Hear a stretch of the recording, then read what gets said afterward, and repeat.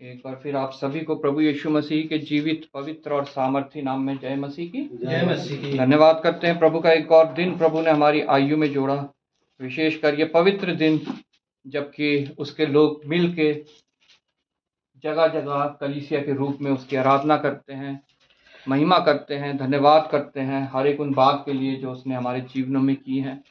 हम में से कोई जन ऐसा नहीं जिसके जीवन में परमेश्वर का अनुग्रह नहीं है या जिसके जीवन में परमेश्वर के आश्चर्य कर्म, अद्भुत कार्य ना हुए हों। वो अपने प्रत्येक जन को अद्भुत कार्य और चमत्कार से नवाजता है, उनके जीवनों में कार्य करता है, अपनी सामर्थ देता है। हर दुख, तकलीफ, कलेश, बीमारी, संकट में वो जो है उन्हें सामर्थ देता है, उनको संभालता है। और प्रभु का वचन कहता है वो कभी हमें ऐसी परीक्षा में नहीं पड़ने देता जो हमारे सहने से बाहर हो, बल्कि वो उससे पहले हमारे लिए निकास तैयार रखता है। वो घटी कमी हमारी होती है कि हम उस निकास तक नहीं पहुंच पाते या देर में पहुंच पाते हैं। वो हमारे विश्वास की घटी है, हमारा दोगलापन है, हम जो अल्प विश्वासी हैं वो है, या जो कुछ हम उस दौरान में प्रभु के विरोध में कार्य करते हैं, प्रभु की आज्ञा के को नहीं मानते हैं, वो घटी है जो हम उस निकास तक नहीं पहुंच पाते हैं। लेकिन प्रभु ने वो निकास हम सब के लिए पहले ही तैयार कर रखा होता है। जो प्रभु की आज्ञाओं पे चलते हैं, वे पूरे विश्वास के साथ इस बात को मानते हैं, वो शीघ्र उस निकास तक पहुंच जाते हैं। जो इधर उधर ताकते हैं, परमेश्वर की ओर तो ताकते ही हैं और इधर उधर भी ताकते हैं, मनुष्यों के ऊपर विश्वास करते हैं, अपने ऊपर विश्वास करते हैं, अपनी धन दौलत के, अपनी सामर्थ के ऊपर विश्वास करते हैं, वो जन देर में जो है उस निकास तक पहुंचने पाता है। इसलिए हम पूर्ण समर्पण जो है, परमेश्वर का वचन हमें बताता है, हमारा पूर्ण समर्पण जो है वो परमेश्वर के ऊपर होना चाहिए। जैसे भजन संहिता में हमने आज पढ़ा, भजन संहिता 37 में, हमारा सब कुछ करने वाला जो है वो परमेश्वर है। अपनी सामर्थ्य से हम कुछ नहीं कर सकते, अपनी धन दौलत से हम कुछ नहीं कर सकते, अपने डिग्री, अपनी नौकरी, अपने रिश्तेदारों की तरफ से हम कुछ भी नहीं कर सकते हैं, क्योंकि प्रभु के वचन में साफ लिखा है यूहन्ना 15 में कि जो डाली मुझसे जुड़ी रहती है वो फलवंत होती है, और मुझसे अलग होकर तुम कुछ भी नहीं कर सकते हो। अगर हम प्रभु से अलग हैं और अपनी सामर्थ्य के ऊपर विश्वास करते हैं, अपने धन दौलत, अपने रिश्तेदार, दूसरे मनुष्यों के ऊपर विश्वास करते हैं, तो हम कुछ भी नहीं कर सकते हैं। हम उन मनुष्यों के समान हैं जिनके विषय में हमने वचन में अभी पढ़ा, भजन संहिता 37 में। धन दौलत तो बटोर लेते हैं, वो अभी दिखाई देते हैं, लेकिन कुछ समय बाद वो दिखाई नहीं देते हैं, जिनका अंत उस अग्नि में है जो शैतान और उसके सेना के लिए बनाई गई है। आज मुझे और अपने आप को प्रभु ने जांचने का मौका दिया है कि हम किस पर विश्वास करते हैं। हम कलीसिया आते हैं, हम चर्च आते हैं, हम गाना गाते हैं, हो सकता है हम क्वायर में हो सकता है हम पास्टर हो सकता है हम डीकन हो, एवेंजलिस्ट हो, या हम विश्वासी हो। लेकिन अगर हमारा विश्वास डगमगाने वाला है तो हम कभी भी परमेश्वर से कुछ पा नहीं सकते। विश्वास हमेशा दृढ़ होना चाहिए, जिसके विषय में हमने वचन में आज पढ़ा है। गलातियों की पुस्तक उसका 3 अध्याय, उसकी मेमोरी वर्स 11 और 12, जिसे मिल जाए जल्दी से पढ़ दे वो। गलातियों की पुस्तक 3 अध्याय 11, 12, पेज नंबर 260। पर यह बात प्रकट है कि व्यवस्था के द्वारा परमेश्वर के यहाँ कोई धर्मी नहीं ठहरता, क्योंकि धर्मी जन विश्वास से जीवित रहेगा, पर व्यवस्था का विश्वास से कोई संबंध नहीं, क्योंकि जो उनको मानेगा वह उनके कारण जीवित रहेगा। आमीन आमीन। आइए हम प्रार्थना करेंगे पहले एक छोटी सी, उसके बाद हम वचन हमारे से क्या बातचीत करना चाहता है, परमेश्वर हमें क्या वाणी सुनाना चाहता है, उसको हम मनन करेंगे। मैं अन्नू से रिक्वेस्ट करूंगा वो मेरे लिए और वचन के लिए प्रार्थना में अगुवाई करे, थोड़ी ऊंची आवाज में।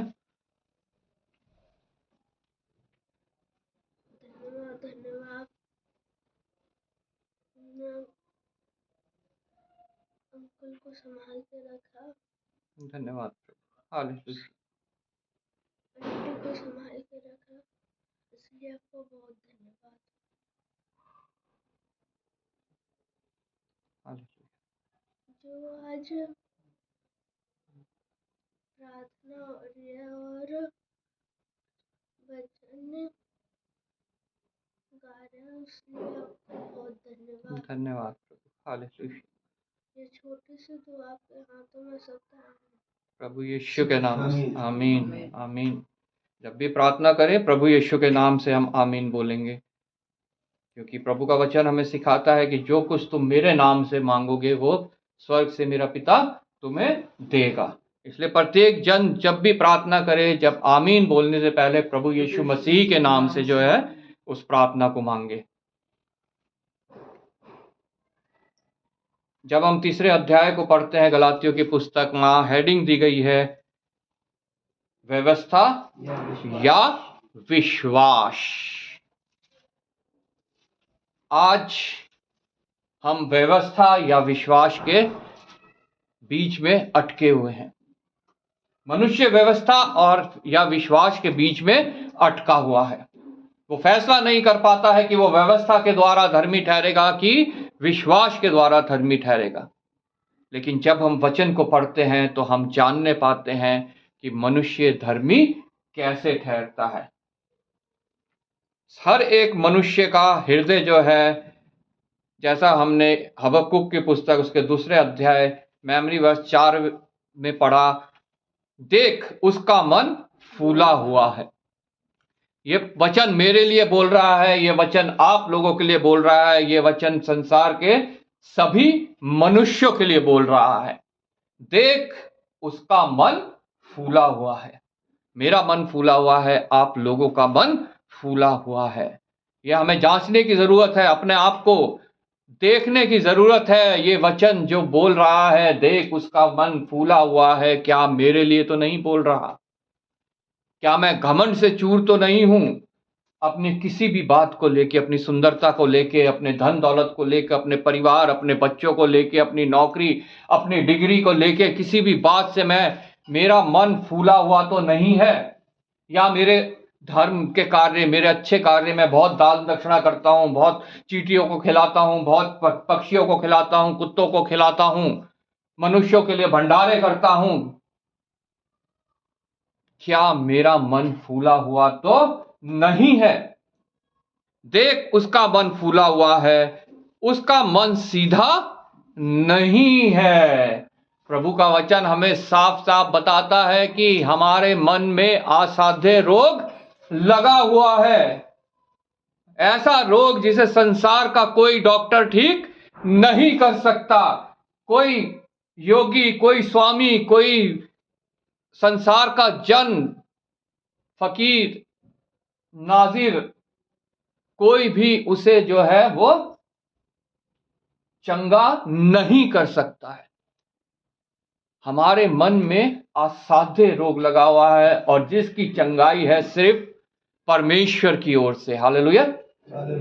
जब हम उस पर विश्वास करते हैं तब हमारा मन जो है वो, हमारे मन का असाध्य रोग जो है वो चंगा होता है, क्योंकि वो असाध्य रोग है हमारे पाप। हालेलुया। और पाप की मुक्ति सिर्फ और सिर्फ है प्रभु यीशु मसीह के बलिदान के द्वारा। जब हम क्रूस की ओर देखते हैं, प्रभु यीशु मसीह के बलिदान पे विश्वास करते हैं, उस लहू की धारा के नीचे आके धुल के शुद्ध होते हैं जो सलीब से बहाई गई, तब जाके हमारे मन का असाध्य रोग ठीक होता है।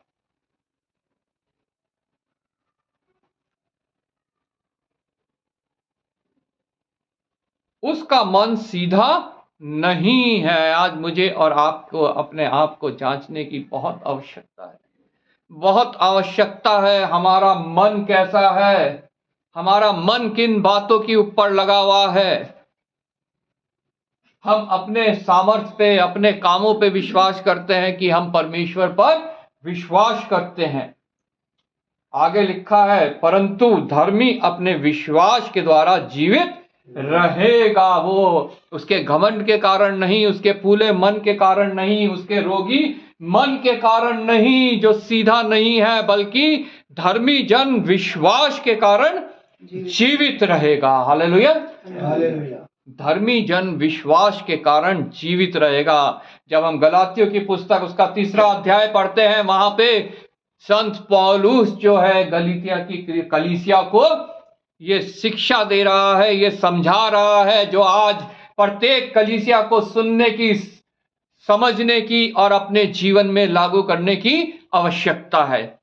जैसे गलातियों की कलीसिया को यह कहा गया, वैसा ही वचन मुझे और आपको भी कह रहा है। जब हम यहां पे पढ़ते हैं, पहले आयत से लिखा है, हे निर्बुद्धि गलातियों, वो आज मुझसे और आपसे भी कह रहा है, हमारा नाम लेके, हे निर्बुद्धि, हम अपना नाम वहां पे रख सकते हैं, अपनी कलीसिया का नाम हम वहां पे रख सकते हैं।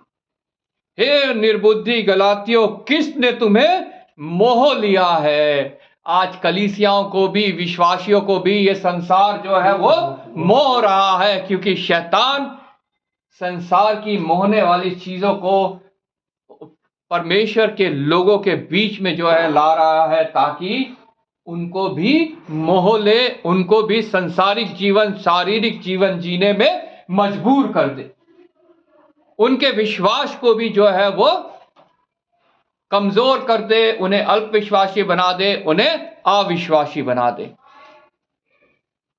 और उसमें मोहने वाली चीजें बहुत हैं। चंगाई सभाएं हो रही हैं जगह जगह, हजारों लाखों लोग वहां जा रहे हैं चंगाई के नाम पे।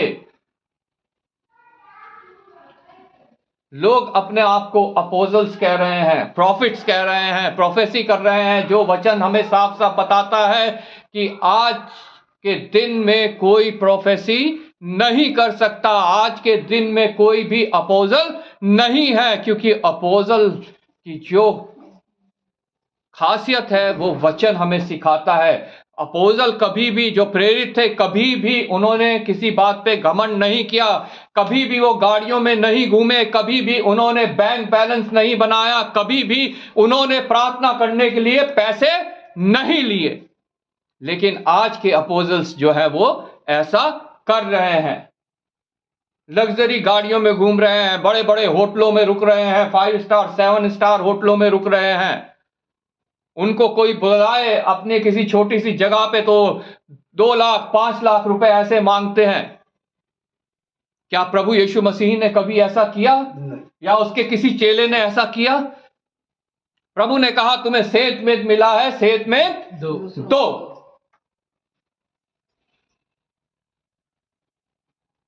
लेकिन मनुष्यों को मोह लेने वाली बातें इस संसार में हो रही हैं। विशेषकर हमारे हिंदुस्तान में जब हम इस बात को देखते हैं, विशेषकर पंजाब में जब हम इस बात को देखते हैं, तो हमारा हृदय बहुत छन्नी छन्नी हो जाता है कि कैसे परमेश्वर का नाम लेके लोग मनुष्य को मोह रहे हैं और उनका जीवन जो है नरक के योग्य बना रहे हैं।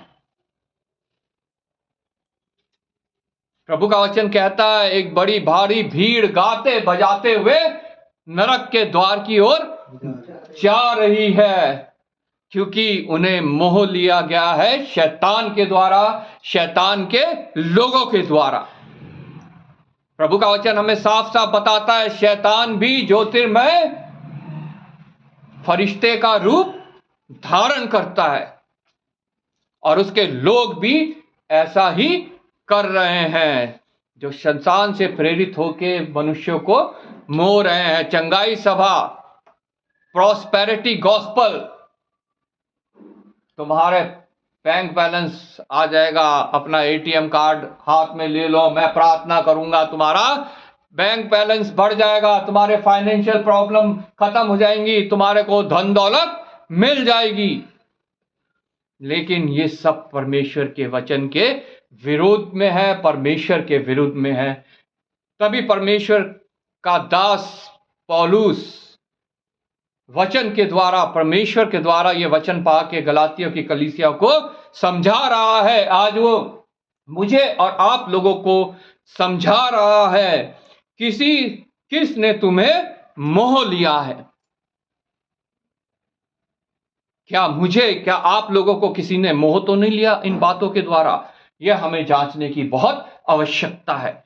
क्या हम भी तो नहीं कर रहे हैं कि आज हम कहीं जा रहे हैं प्रार्थना करवाने, कल कहीं जा रहे हैं, परसों कहीं जा रहे हैं, हर भेड़ चाल में हम शामिल हो रहे हैं। परमेश्वर का वचन कहता है कि मेरा भवन तुम हो। तो क्या तुम नहीं जानते तुम्हारा शरीर जो है, तुम्हारा जिस्म जो है, वो मेरा मंदिर है? लेकिन फिर भी हम किसी मंदिर की ओर भाग रहे हैं, किसी चर्च की ओर भाग रहे हैं, किसी गुरुद्वारे की ओर भाग रहे हैं, किसी मजार की ओर भाग रहे हैं, या किसी मनुष्य की ओर भाग रहे हैं प्रार्थना करवाने के लिए। क्या हमारी कलीसिया में प्राचीन नहीं है? क्या हमारी कलीसिया में दास ऐसे नहीं है जो प्रार्थना कर सके? या क्या हम खुद प्रार्थना नहीं कर सकते हैं? परमेश्वर किसी जगह पे जाके प्रार्थना करने से नहीं सुनता है। परमेश्वर सुनता है प्रार्थना जब हृदय से पूरे विश्वास के साथ प्रार्थना की जाती है। हालेलुया। चाहे वो आप अपनी भीतरी कोठरी में जाके क्यों ना कर रहे हों। आमीन। इसलिए आज बहुत आवश्यकता है हमें अपने आप को जांचने की कि हमें किसी ने मोह तो नहीं लिया है।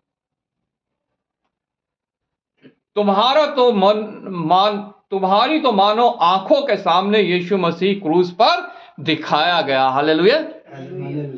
हमारी तो आंखों के सामने, ये संसारिक आंखें नहीं, हमारी मन की आंखों के द्वारा वचन के पढ़ने और मनन करने के द्वारा हमें प्रभु यीशु मसीह सलीब पर दिखाया गया है। हमारे विश्वासी लोगों के द्वारा, हमारे पास्टर के द्वारा, हमारे डीकन्स के द्वारा, हमारे इवेंजलिस्ट के द्वारा, हमारे ले लीडर्स के द्वारा, हमारे कलीसिया के बुजुर्गों के द्वारा, जो विश्वास में दृढ़ रहे हैं। हालेलुया।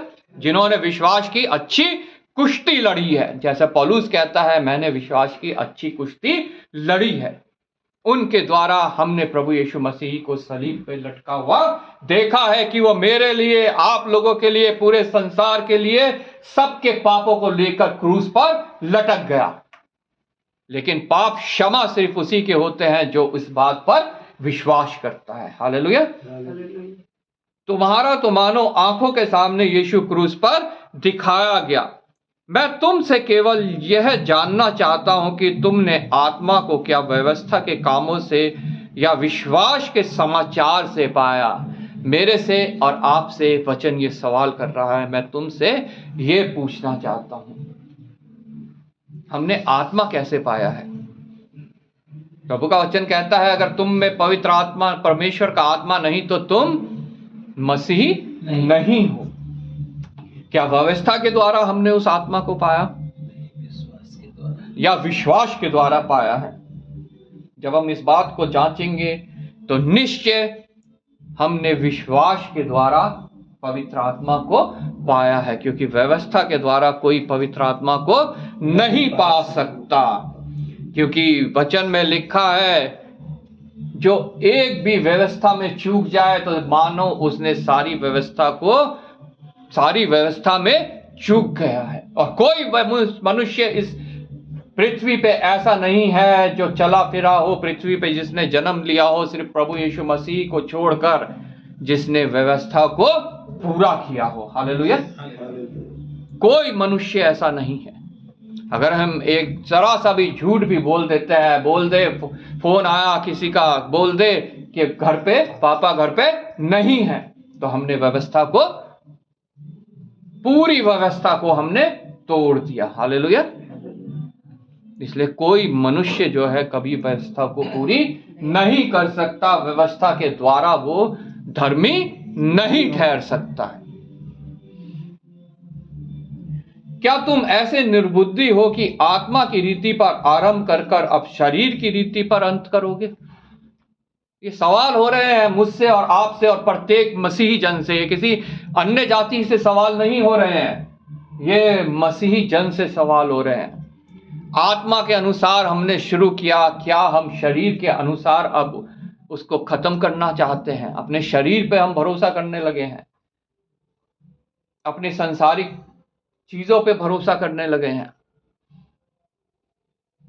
इसका मतलब यह है, प्रभु हमें समझाना चाहता है कि हमारा पूर्ण विश्वास जो है वो परमेश्वर पर होना चाहिए,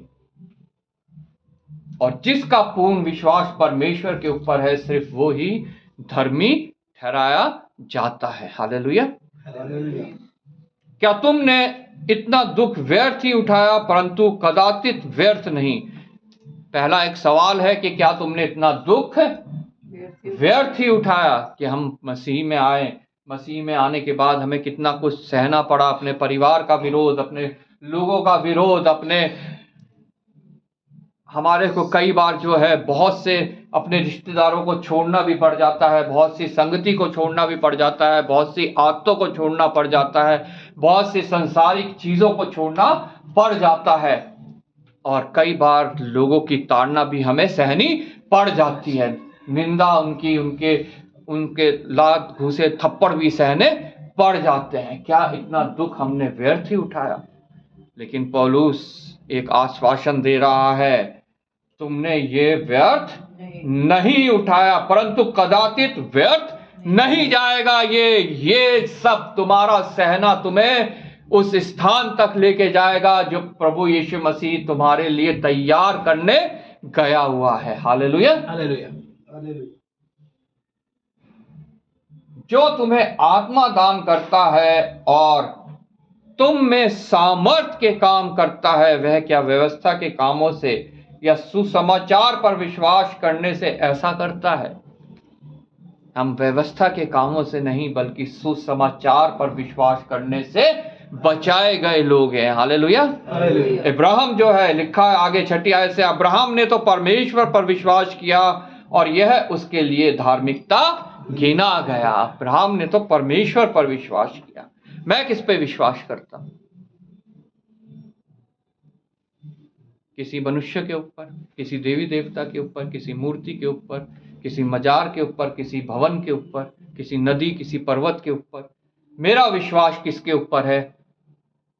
अगर मेरा विश्वास इन में से किसी के ऊपर भी है तो मैं कभी भी धार्मिक नहीं ठहराया जाऊंगा। मेरे लिए सिर्फ धार्मिकता तब गिनी जाएगी जब मैं परमेश्वर पर विश्वास करूंगा, क्योंकि अब्राहम ने परमेश्वर पर विश्वास किया और ये उसके लिए धार्मिकता गिनी गई। अतः जान लो कि जो विश्वास करने वाला है वह ही अब्राहम की संतान है। और पवित्र शास्त्र ने पहले से ही यह जानकर कि परमेश्वर अन्य जातियों को विश्वास से धर्मी ठहराएगा, पहले से ही अब्राहम को यह सुसमाचार सुना दिया कि तुझ में सब जातियां आशीष पाएंगी। ये सब भविष्यवाणियां पहले ही हो चुकी है। हम इसको पढ़ते हैं उत्पत्ति की पुस्तक में, जो अब्राहम कैसे धर्मी ठहराया गया और उसको क्या क्या आशीष दी गई। हालेलुया। अन्य जातियां धर्मी ठहराई जाएंगी। वो अन्य जातियों में से, हम भी अन्य जातियों में से हैं, मैं अन्य जातियों में से हूं, आप लोग अन्य जातियों में से हैं। पूरा संसार जो मसीही बना वो अन्य जातियों में से है, सिर्फ यहूदियों को छोड़कर, जितने यहूदी में से मसीही बने। हालेलुया। वो किस कारण बने? क्योंकि उन्होंने विश्वास किया। जैसे अब्राहम ने विश्वास किया और उसको ये आशीष मिली कि तुझ में से अन्य जातियां जो है वो आशीष पाएंगी, तुझ में सब जातियां आशीष पाएंगी। इसलिए जो विश्वास करने वाले हैं वे विश्वासी अब्राहम के साथ आशीष पाएंगे। जैसे अब्राहम ने आशीष पाई, जितने विश्वास करने वाले हैं वो सब अब्राहम के साथ आशीष पाएंगे। इसलिए परमेश्वर का वचन यहाँ 10वीं आयत में कहता है, इसलिए कितने लोग व्यवस्था के कामों पर भरोसा रखते हैं वे सब श्राप के अधीन हैं, क्योंकि लिखा है, जो कोई व्यवस्था की पुस्तक में लिखी हुई सब बातों के करने में स्थिर नहीं रहता वह श्रापित है। जैसे मैंने अभी आप लोगों को बताया कि हम एक भी व्यवस्था की बात से अगर चूकते हैं तो हम व्यवस्था को तोड़ देते हैं। सब व्यवस्था को मानो हमने तोड़ दिया है, हम श्रापित हैं।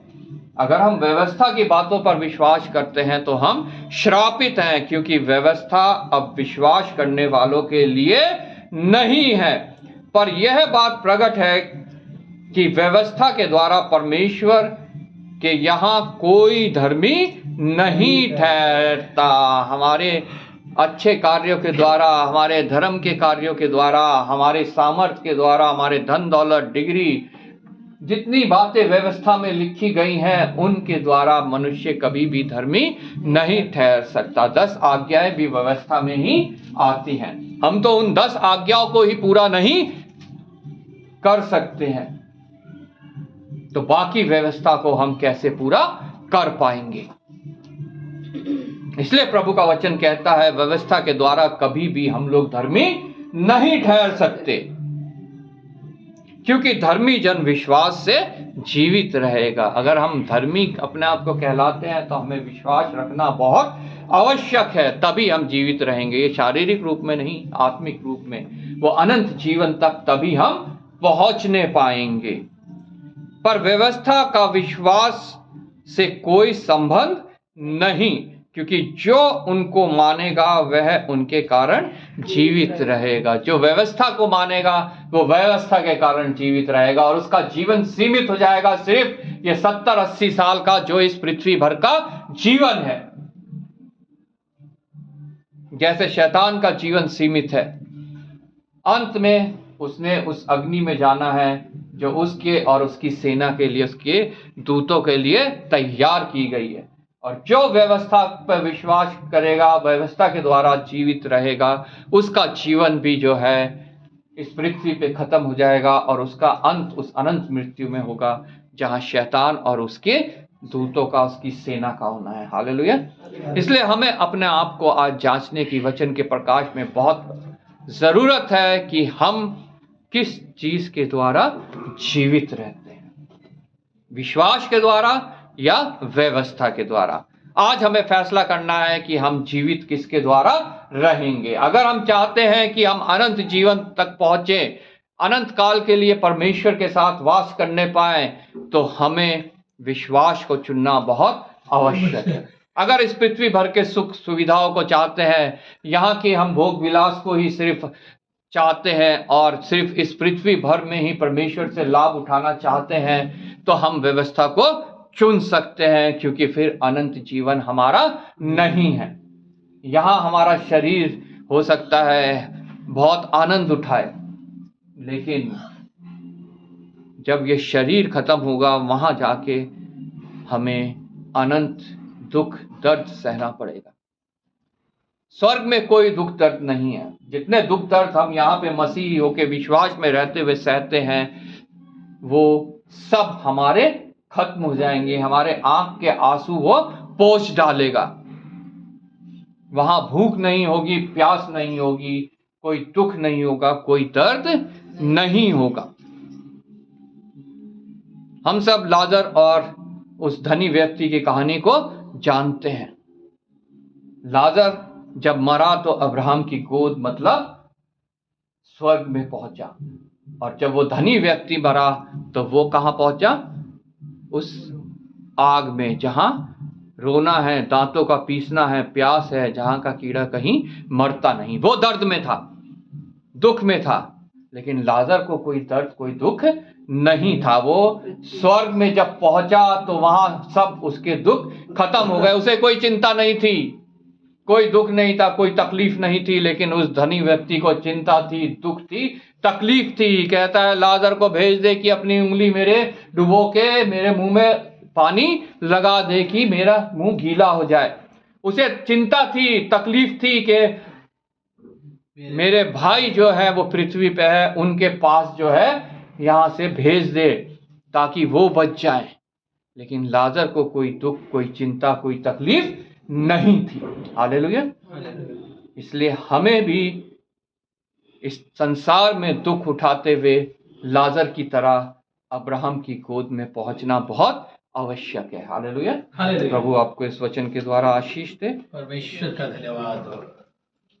मैं आदित्य से रिक्वेस्ट करूंगा वो प्रार्थना में अगुवाई करे वचन के लिए।